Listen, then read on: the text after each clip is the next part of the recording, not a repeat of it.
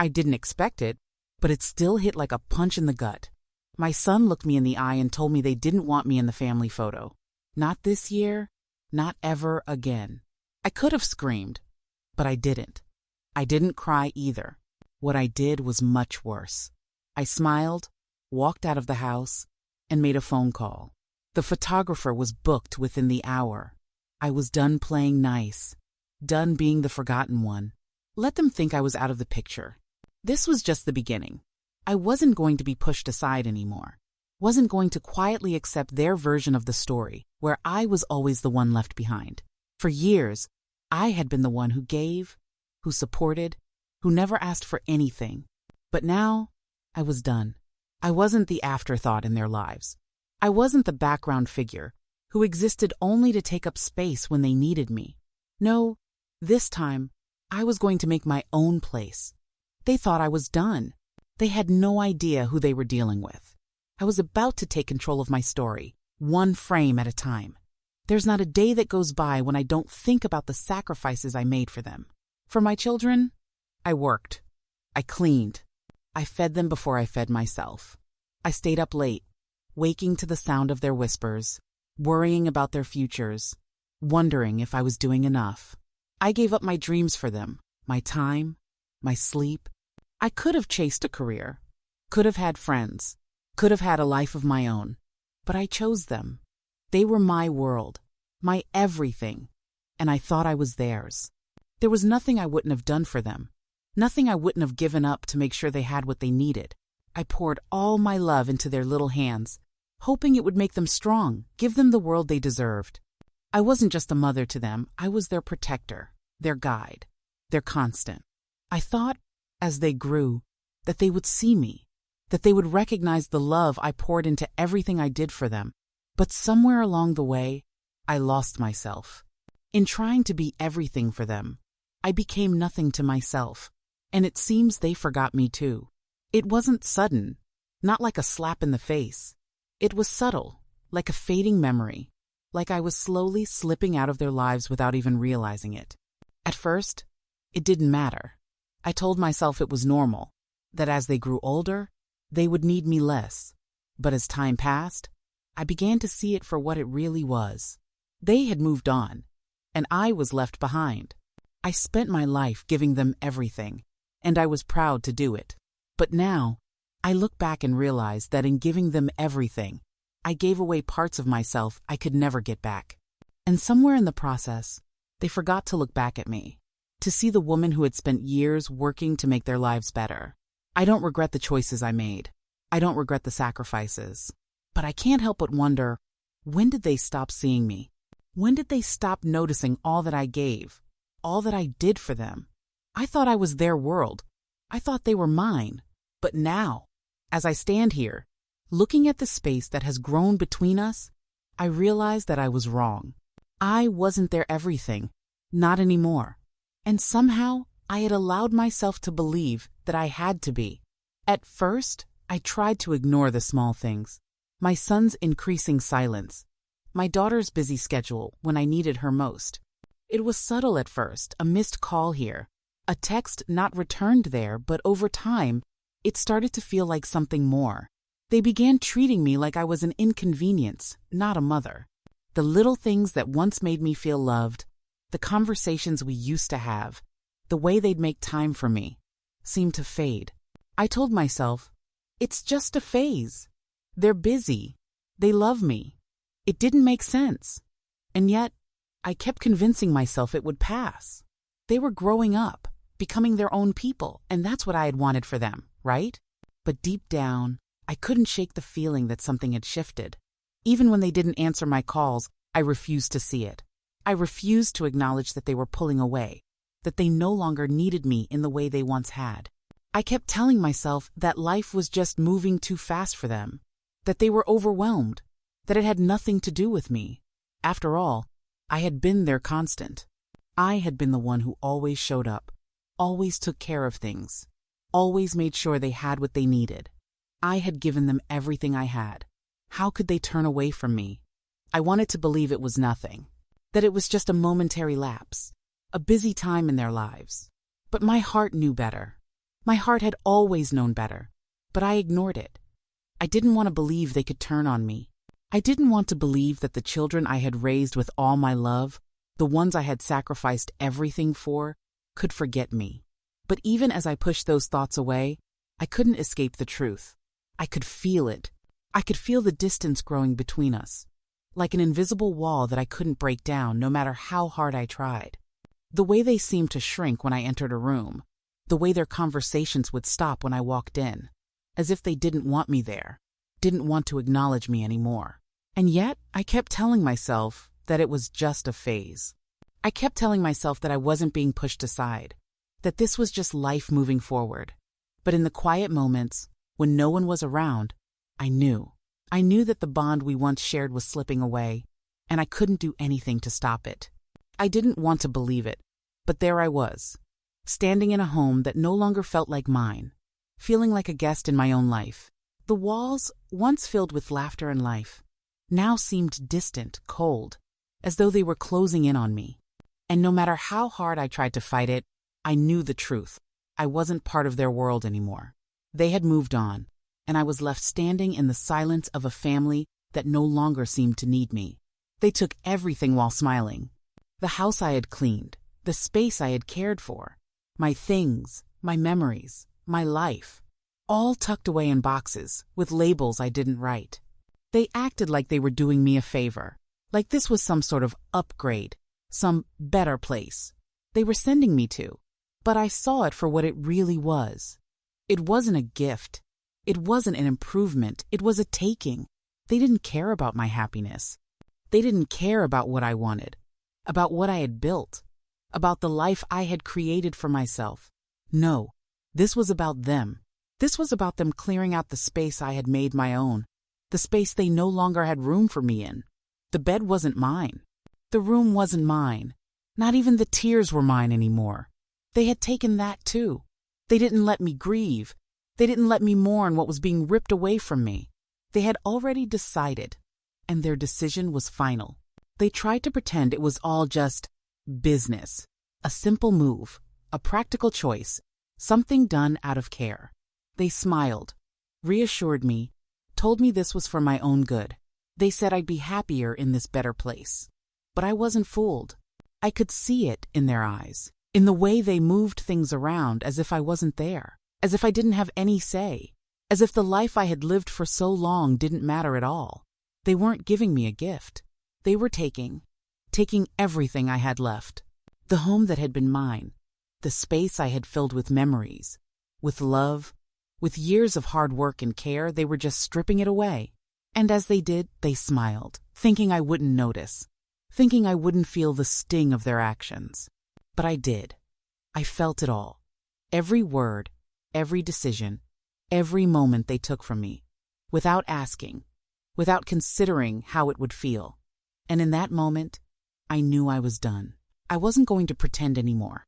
I wasn't going to make excuses for them, for the way they treated me, for the way they shoved me aside like an old piece of furniture they no longer had space for.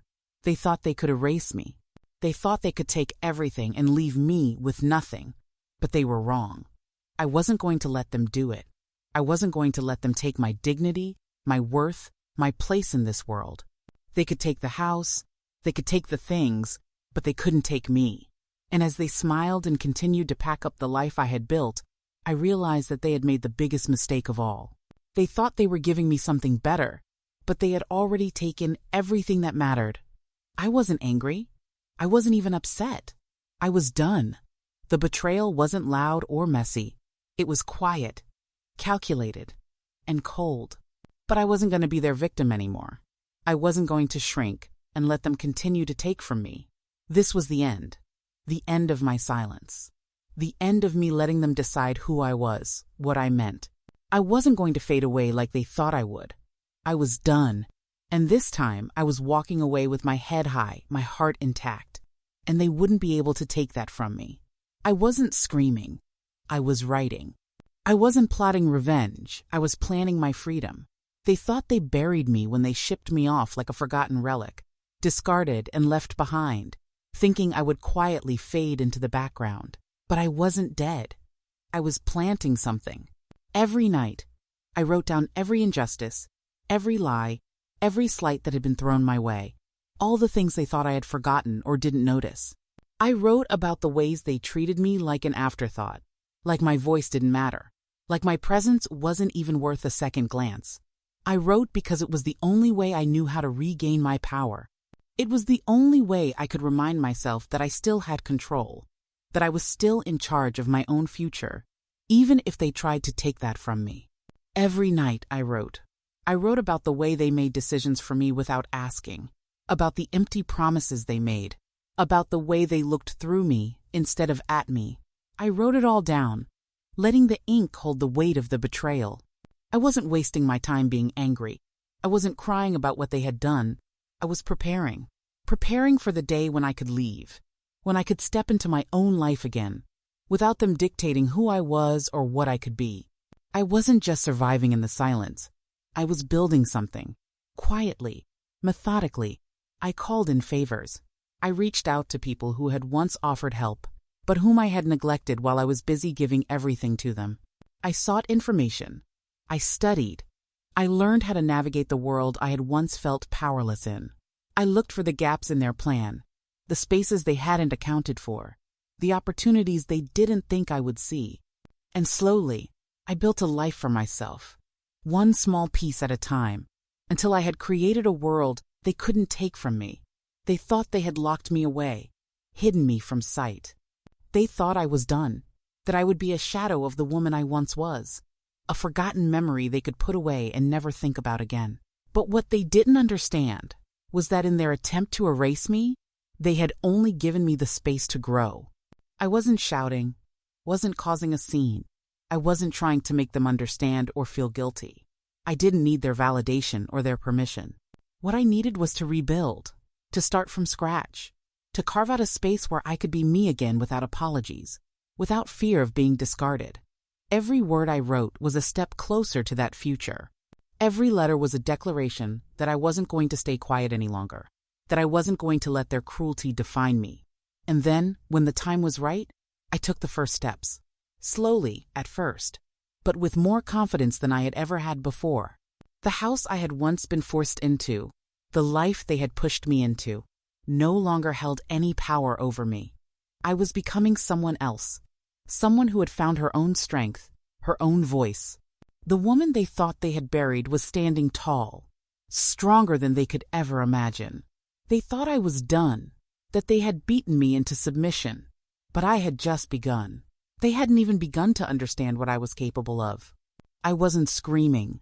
I wasn't loud. I was writing. I was planning. And soon, they would realize that I wasn't just a woman they had forgotten. I was the one they were going to have to reckon with. The woman they thought they had left behind was the one who was going to take control of her own life again, in a way they never expected. And when I was ready, I would walk away, not in defeat, but in triumph. I took it all back, quietly. One step at a time, I reclaimed what was mine. It wasn't about making a scene. It wasn't about proving anything. It was about getting back what I had been denied, what I had been pushed aside from, what I had been convinced I could never have again. They thought they had taken everything, my home, my belongings, my worth. They thought I would sit in silence, accept their decisions, and disappear into their world of forgetfulness. But I wasn't going to let that happen. I didn't need to raise my voice. I just raised my paperwork. Each document, each signed form, was a quiet declaration of my resolve. My plan, years in the making, was unfolding, and with every signature, with every calculated move, I was taking control again. I walked out with a bag of clothes, but what I held inside was worth far more than anything they could have stolen. The things in that bag were inconsequential. They couldn't have held more value than the sense of strength, the reclaiming of self that I carried within me now. I wasn't walking away empty-handed.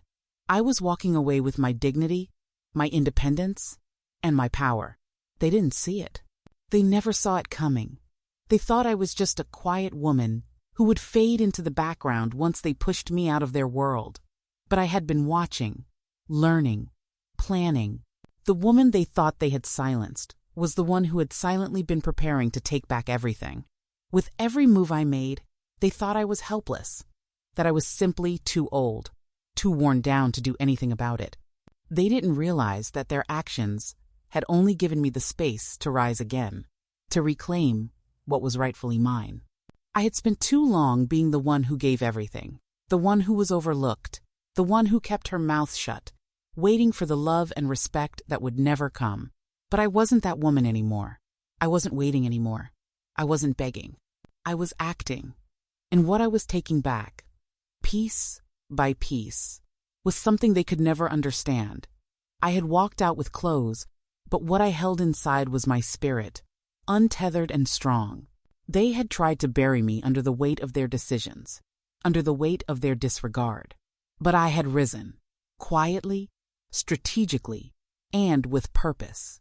I hadn't asked for permission. I didn't need it. This was my life, my choice, and I was going to live it on my terms. I wasn't a shadow in their lives anymore. I wasn't someone who could be ignored, dismissed, forgotten. I had stepped into my own light, and I was standing taller than I ever had before. I had done it. I had taken back the power they thought they could strip from me. I had fought in the quiet moments, not with anger or outbursts, but with my strength, with my mind, with my heart. And now, as I stood in the quiet victory of my own making, I realized something important. The power I had lost was never theirs to take. It had always been mine. All I had to do was claim it. I walked away, but I wasn't walking into the unknown. I was walking into the life I had rebuilt, the life I had chosen for myself. I wasn't asking for their approval. I didn't need it. I was free. And this time, it was on my terms. I didn't yell, I sold it. Every little thing that once belonged to me, I sold it. The furniture, the jewelry, even the photos they thought they'd keep for sentimental reasons. I sold it all. It wasn't about the money, though. It was about reclaiming my power, about taking back what they thought they could take without a second thought. The things they had left behind, the items they never considered important, until they realized they were gone, those were the things I held on to. The things I had worked so hard for. The things that represented a life I had built for myself. One they had stolen from me when they thought I didn't have the strength to fight back. But they were wrong. I wasn't the broken woman they thought I was. I wasn't the one who would sit quietly and let them take whatever they wanted. No, I had taken back what was mine. Quietly, calmly, and without a single word of protest. When they came knocking, asking for the things they left behind, I didn't pick up the phone. I didn't need to explain myself to them. I didn't owe them anything. They thought they could just take from me and walk away without consequences. They thought I would just let them come back and pick up the pieces of a life they had discarded. But I wasn't about to let them have any of it, not anymore. I turned off the porch light and shut the door in their faces. I didn't need to say a word. My silence was louder than any argument could have been. The things they wanted, the things they thought they were entitled to, were gone. And they weren't getting them back. There was a certain cold satisfaction in it. They had tried to erase me, to push me aside as though I didn't matter. But in that moment, in that quiet act of taking control, I reminded myself that I still had power. I still had the ability to decide what stayed and what went. They could have the empty words, the empty gestures, the empty promises. But my things, my memories, my possessions, the pieces of my life, those were mine. They had no claim to them. They had taken enough from me. And now, I was taking something back. I didn't need to make a scene. I didn't need to beg for recognition or demand an apology. I just needed to make it clear that I wasn't a doormat, that I wasn't going to be their pawn any longer. And so, I sold it all. Every last thing they had once overlooked, every item that had once represented my life. I let go of it. I gave it away, but not to them. Not to the people who thought they could erase my existence. I gave it to others who would appreciate it, who would see its value. I didn't need their approval or their understanding. I didn't need them to know why. I did it for me. The furniture, the jewelry, the photos, they were all gone. I didn't need them to understand. I didn't need them to get it. I didn't need anything from them. I had everything I needed right here. My strength, my peace, and the quiet satisfaction that I had done what was best for me. They thought they could take my things and leave me with nothing. But what they didn't know was that everything they took had already been replaced with something far more valuable: my independence, my dignity, and the knowledge that I was no longer bound by their expectations. So, when they came knocking again, I didn't flinch. I didn't even feel the need to explain. I simply stood in the quiet of my decision, and I let them go. I wasn't angry. I wasn't vindictive. I was just done. And in the silence, I found my peace. I didn't need to yell. I didn't need to fight. I had already won. And they wouldn't get back what they thought they could take. Not anymore. It took time, but I finally realized something. Maybe I wasn't the burden after all. Maybe I had just been holding them up for too long, carrying too much. I had spent so many years feeling like I wasn't enough, not good enough, not strong enough, not worthy of more than the scraps they left behind. But as time went on, something began to shift. I started to see the truth that had always been there, just beneath the surface. I wasn't the burden. I had been the one doing the carrying, doing the lifting, doing the giving, without ever asking for anything in return.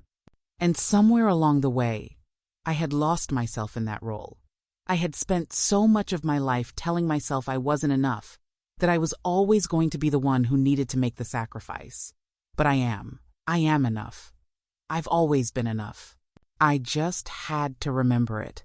This time, I ate at my table, alone and free. There was a quiet beauty in that, in sitting at the table that had once been filled with people who never appreciated me. Now it was just me. I didn't need to fill the silence with excuses or justifications for why I wasn't treated better. I didn't need to make conversation with people who didn't see my value. I sat at my table, alone, but for the first time, it felt right. It wasn't emptiness. It wasn't loneliness. It was freedom. I could be myself, without anyone telling me who I should be, without anyone judging me, without anyone expecting me to give more than I had left. I could just be. No more serving others at the cost of myself. For years, I had put everyone else's needs before mine, always putting myself last, always sacrificing a little more of who I was to make them happy. But not anymore. I was tired of being invisible, of being the one who gave without ever receiving. I was tired of feeling like I didn't deserve the same love, the same care that I gave so freely. I had been so focused on them, on making sure they had what they needed, that I forgot to care for myself. I forgot that my needs mattered too, that my heart deserved the same attention, the same kindness. This was my turn to be enough, my turn to take care of myself, to give myself the love and care I had always given to others. I didn't need to be everything to everyone. I didn't need to be the one who always fixed things, always made things right. I was allowed to sit back, to take a breath, to simply exist without feeling guilty for it. I was allowed to put myself first.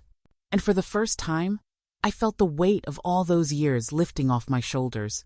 I sat at that table, in the quiet of my own company, and I realized that I was no longer defined by anyone else's expectations. I wasn't a servant. I wasn't invisible. I wasn't the one who always had to give until I had nothing left. I was a woman who had lived, who had loved, who had sacrificed, but who was finally learning how to live for herself. And that was enough.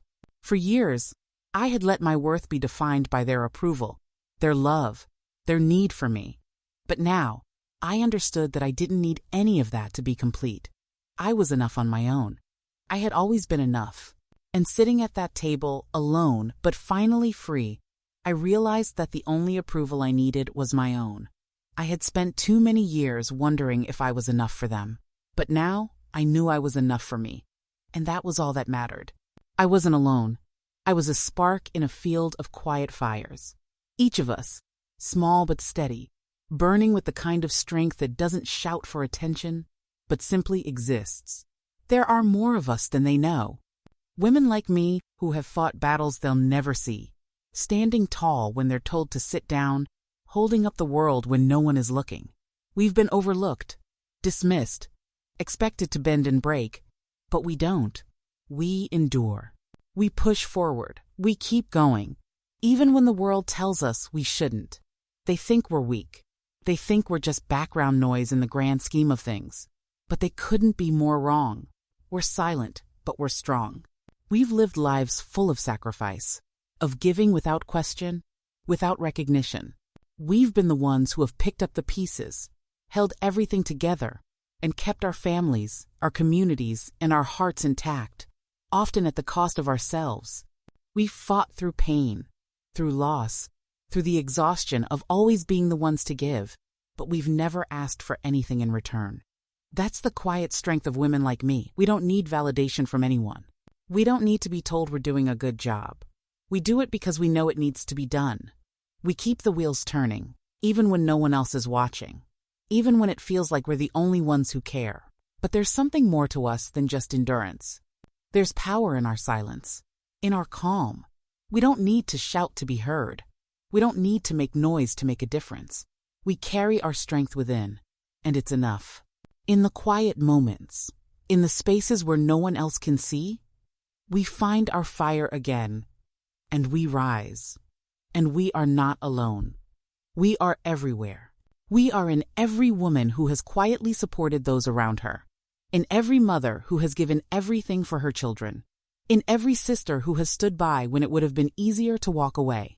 We are in every woman who has been knocked down and found the strength to get back up, in every woman who has carried the weight of the world and never once let it crush her spirit.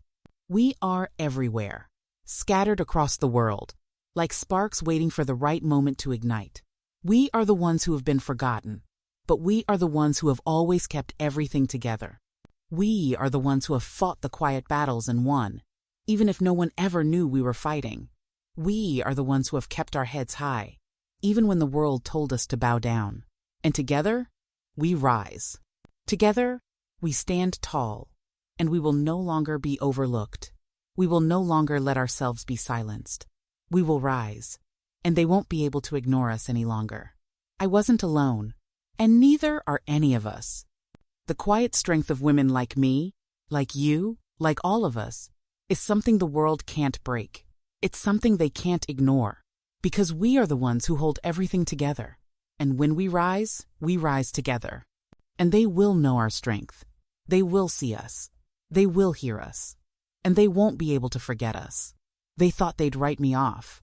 They thought I was just a background figure in their story, someone who could be forgotten once they no longer needed me. But I rewrote the ending. I wasn't going to let them define me any longer. Not the way they thought they could. I wasn't going to fade into the background, a footnote in a story that wasn't even mine. They thought they had control, that they could erase me, make me disappear. But I had other plans. They'll learn my name in the will, but it won't be the one they expect. It won't be the name they've been comfortable ignoring. It won't be the name that they thought they could push aside and forget about. No, this time, I would make sure they knew who I was and the legacy I left behind. The legacy wasn't in the things I could give them, the possessions they thought they were owed. It wasn't in the objects they thought they'd inherit and argue over. It was in me. It was in the life I had lived, the strength I had shown, the woman I had become. They thought I was just a part of their narrative, a supporting character who was there when they needed me. But I was more than that. I was the author of my own story, and I was writing it the way I wanted it to end. I won't be a footnote in their story. I won't be the afterthought they can dismiss and ignore. I won't be the one who quietly fades away in the shadows while they take center stage.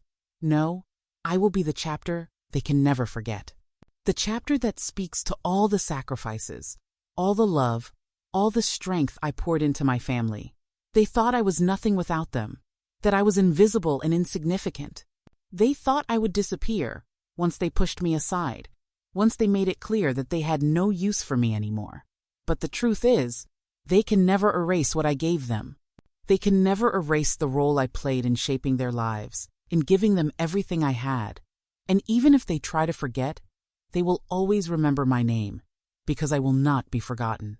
My name will be remembered, not because of the things I left behind, but because of what I gave while I was still here. They thought they could take everything from me, thought they could strip away my dignity, my worth. But in the end, they couldn't take what truly mattered, my strength, my love, my resilience. Those are the things that will live on, long after the things I've given away are gone. Those are the things that will remain when the dust settles, and they finally realize that I am not the person they thought I was. They'll learn my name in the will. They'll see it there, and they will know that I wasn't just a footnote in their story. I was the one who made sure they could stand, who made sure they had everything they needed, even when they didn't appreciate it. And now, they will know the truth. They will know the strength I had all along, the strength they tried to overlook. And I won't be silent anymore. I won't be ignored. I will be remembered. And my name will stand as a testament to everything I've done, everything I've given, and everything I've become. I will not be the one they forget. I will be the one they will never be able to erase. And that, in the end, will be my victory. They sent flowers. I sent them back. White roses, of all things. A typical gesture, one meant to symbolize regret, to soften the blow of all the hurt they had caused. But it wasn't enough. They thought they could apologize with gifts, with letters that carried no real meaning, no genuine remorse. But I saw through it. I had seen through their empty gestures long before the flowers arrived. They thought the roses would be enough to make everything go away, that the gesture would undo the years of neglect, the betrayal, the way they had dismissed me and everything I gave to them. But I wasn't fooled. No amount of roses could erase what they had done, what they had taken from me. They thought I'd be grateful, that I'd accept their apology wrapped in petals. But that wasn't what I needed. That wasn't what I deserved. So I sent them back. A reminder. They weren't sorry. They were sorry they got caught. They were sorry they had to face the consequences of their actions, but not sorry enough to truly understand what they had taken from me. They thought the flowers would fill the space between us, but all they did was highlight the distance. It wasn't a peace offering. It was a way to silence me, to make me think they cared, to make themselves feel better, without doing the real work. But I wasn't buying it. I wasn't waiting anymore for them to fix things with simple gestures. I wasn't waiting for them to finally see me, to finally understand the pain they had caused. I had spent too many years waiting for that. The flowers came with a card, of course, full of words that felt rehearsed, like they had written them 1,000 times, like they had apologized to everyone but me. But the words were hollow. I had learned long ago that words without actions were just noise. They thought sending flowers would make everything okay, that it would smooth things over, but it didn't. It only made me realize how little they understood. They could send all the flowers in the world, but it wouldn't change what they had done, wouldn't change the way they treated me when I had given everything. They hadn't truly acknowledged the hurt they caused, the years they had taken from me, the love they had used and then discarded. No, the flowers weren't enough. They never would be. I didn't need their apology in the form of flowers. I didn't need their empty words. I needed them to understand the weight of what they had done, the damage they had caused, the fact that they had taken me for granted for far too long. But they didn't understand that, did they? They didn't understand that apologies can't fix everything, that some wounds take more than flowers to heal. And so, I sent them back. I didn't need to say anything. The flowers spoke for themselves. I didn't need to argue. I didn't need to explain that their apologies were meaningless. I simply let the silence and the rejection speak louder than anything I could say. The flowers were a symbol of their guilt, not their understanding. They weren't sorry. They were just trying to ease their conscience. And I wasn't going to let them do that. Not this time. I wasn't waiting anymore. I wasn't waiting for their approval, for their apology, for them to finally see me and understand what they had taken. I had learned that waiting only made me small. It made me invisible. And I wasn't invisible anymore. I was done with being quiet, done with accepting scraps. I was done being the one who kept hoping they would change, who kept hoping they would come around. I was moving on, moving past their empty apologies and their empty gestures. The flowers were a symbol of their failure to truly recognize what they had done. And that was a failure I wasn't going to wait around for them to fix. They sent flowers. I sent them back. I didn't need them. I didn't need their apology in any form, but true, meaningful change. And if they couldn't offer that, then I didn't need anything from them at all. I was no longer the one waiting. I was the one who had moved on. And that, for once, was enough. I rented a little cottage in the country and planted tomatoes. They weren't much, but they were mine. The small plot of land was quiet, tucked away from the noise of the world. The cottage was modest, nothing grand, but it was just enough. It was a space where I could breathe, where I could finally be at peace without the weight of expectations hanging over me. I didn't need a big house, didn't need a family to fill the space. All I needed was room to exist on my own terms. I wasn't chasing a life that wasn't mine anymore. I wasn't trying to make myself fit into someone else's idea of what I should be. Here, in this small cottage, with the tomatoes I had planted and the simple life I was starting to build, I found something more valuable than I had ever expected: peace. It wasn't just the space that made it peaceful. It was the simplicity of it all. I found peace in the little things. The sound of the rain falling softly on the roof, the smell of the soil when I tended to the garden, the way the earth seemed to welcome me with open arms every time I dug my hands into it. I didn't need the hustle of a busy city life, the constant distractions, the rush to prove I mattered. In this little corner of the world, I could just be. The tomatoes weren't much, but they were my achievement, my proof that I could still grow something beautiful, even if it was just for myself. It wasn't for anyone else. No one else to admire it or appreciate it, and that felt like freedom. I spent my days in the garden, talking to the neighbors who came by to say hello. There was a calmness to their company, a kindness in their eyes that I hadn't felt in so long. They never judged me. They didn't know my story, and it didn't matter. We shared small talk, and for the first time in a long time, I realized how nice it was to just be seen for who I was in the moment, not for what I had given or what I had done, but just for being present, just for existing. I didn't need to carry the weight of expectations anymore, of being someone's something. Here, in the country, I was just me. I was enough. No one calls me grandma here. They just call me neighbor. It was a small thing, a simple thing, but it mattered. In my old life, I had been defined by my role: grandma, mom, wife, caretaker. Those titles had always been attached to me, but in this new life, I wasn't any of those things anymore. I was simply a neighbor, someone who existed and lived without apology. And that felt like the greatest gift I had ever given myself. No one expected anything from me. No one saw me through a lens of duty or responsibility.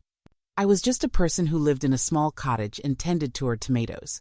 And that, for the first time in a long while, was enough. There was a sense of freedom in it. Freedom to be who I was without explanation. Freedom to enjoy the quiet. To embrace the solitude without feeling guilty. The tomatoes grew, and in the growing, I grew too.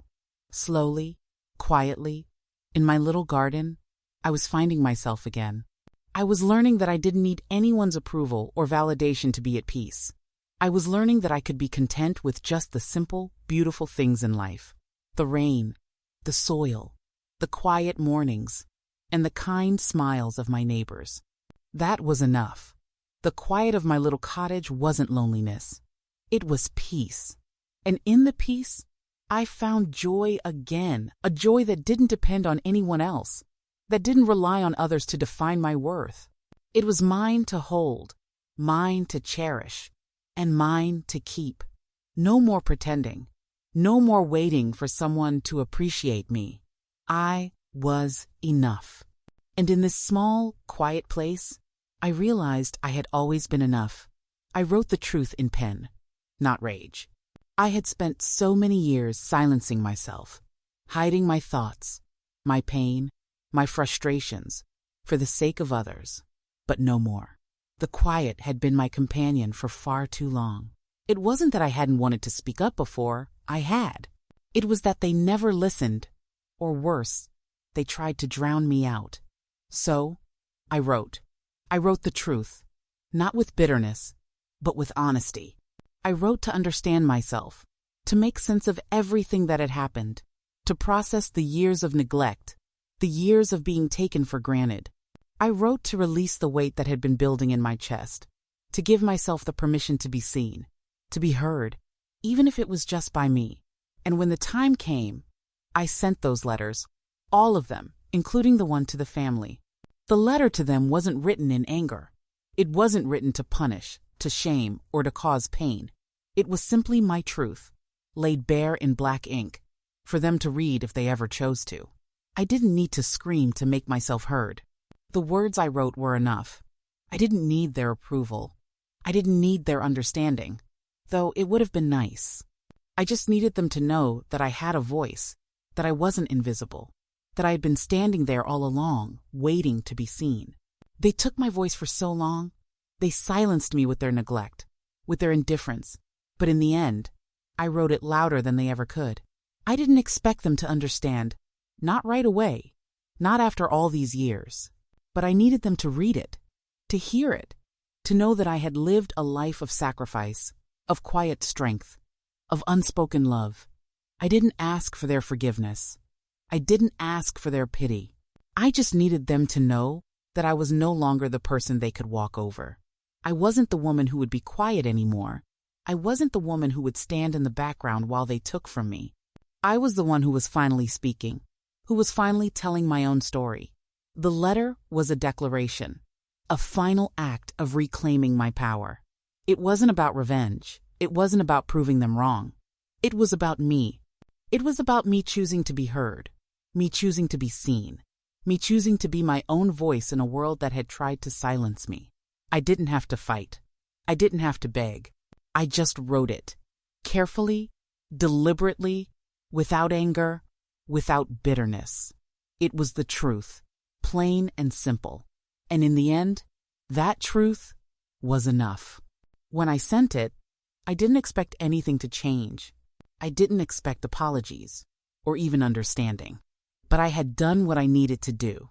I had shared my story, told my truth, and let it go. I had given them the chance to see me for who I truly was, to understand the depth of my pain, the depth of my love. And even if they never fully understood, that was okay. I had written it for me. I had written it for the woman I had become, strong, resilient, and unapologetic in her truth. I wasn't the quiet, invisible woman anymore. I was the woman who spoke her truth, loud and clear, in pen and paper. And in doing that, I had finally given myself the voice I had always deserved. I let go without a sound. No tears, no goodbyes. Just a quiet release. It wasn't dramatic. It wasn't loud. It wasn't anything like I had imagined when I was younger, when I thought I would fight for love, for connection, for the things I believed would matter. But I had learned that the loudest goodbyes were often the emptiest. There was no need for a scene. There was no need to beg for something that wasn't coming. I had spent too many years chasing people who didn't want to be caught, trying to hold on to bonds that were already broken, but not anymore. I was done trying to fix something that wasn't broken on my end, something that had long since turned into a place of resentment, where I no longer felt seen or valued. I chose my peace. It wasn't a decision made in anger. It wasn't a decision made in bitterness. It was made in the quiet moments when I finally realized that I deserved more than what I had been given. I didn't need to be in a space that drained me.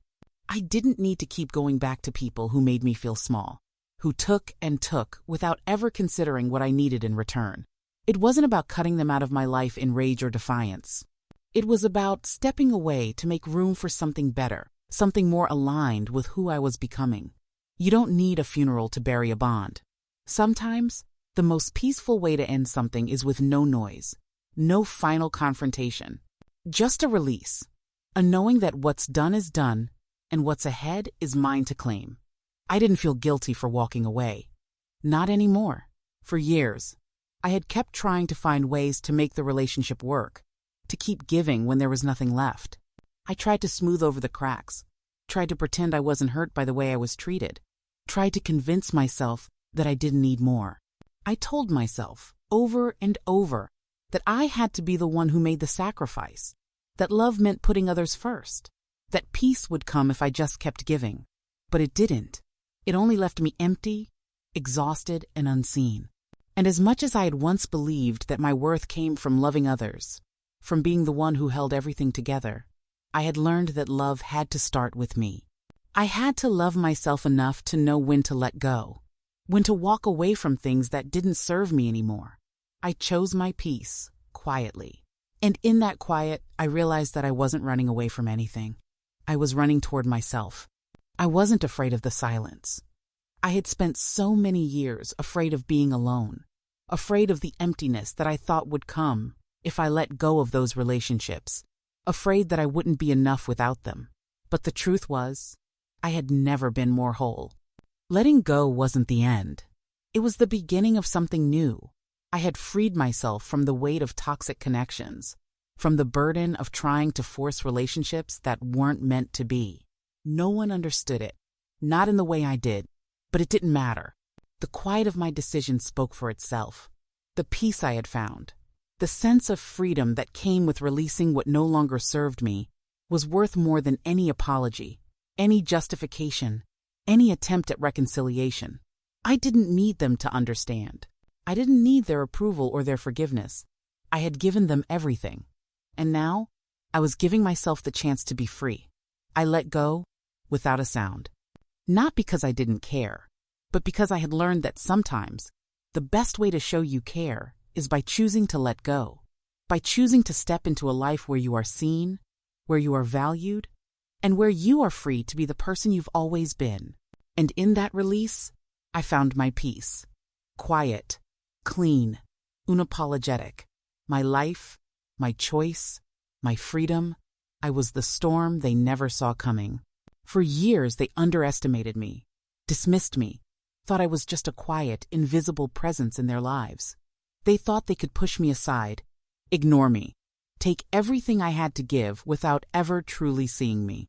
But they didn't realize that beneath the surface, I was growing stronger. I wasn't the woman they thought I was, someone who could be silenced, someone who would quietly accept the scraps they threw my way. I was the storm that was building, slowly and steadily. And when it came, it was not loud or forceful, but precise, calculated, and final. And now, I'm the silence they can't forget. I don't need to scream or make a scene. The absence of my presence speaks louder than anything I could say. The quiet of my decision, the stillness of my departure, is a reminder they can never escape. I've walked away not in anger, but in strength. I'm not the one who is left behind. I'm the one they will remember even if they never fully understood me. And in the end, they'll speak my name, but it will be when it's too late. When I am no longer there, when I've moved on and found my peace, that's when they will finally realize who I am. And by then, it won't matter anymore.